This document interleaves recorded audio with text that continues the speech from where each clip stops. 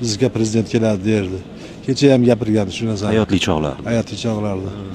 Bari bizga keladi bir kun deb shuna derdi. Rahmatlik. Qachon olamdan o'tdilar? Bugun hozir chiqarib qo'yib keldik. Ertadan Sarbonda ham turgan edim. Ertadan jon berdi. Rahmatlik. Bizga keladi prezident derdi. Rahmatlik. Mana qarang. Allohning qudratini. Joylari jannatdan bo'lsin, umrlarini nevaralariga, farzandlariga bersin. Iloyim mana shu yurtimiz tinch bo'lsin, yurtimizga ko'z tegmasin. Har bir oila baxtli, saodatli bo'lsin.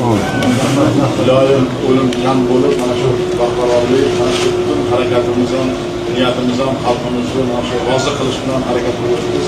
Iloyim Xudo taoloning o'zi bizga madadkor bo'lsin.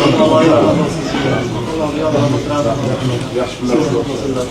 Xabar berganimizdek, Prezident Shavkat Mirziyoyev Andijon viloyatiga tashrifining ikkinchi kunida viloyatning Buloqbosh tumaniga keldi. Tashrif dasturidagi navbatdagi obyekt tomon yo'l olar ekan, davlat rahbari Yo'l-yo'lakay Davronovlar xonadonida to'xtadi. Boisi ushbu xonadonda 90 yoshli onaxon olamdan o'tgan ekan va davlat rahbari Yo'l-yo'lakay ushbu xonadonga kirib, oila vakillariga hamdardlik izhor etdi.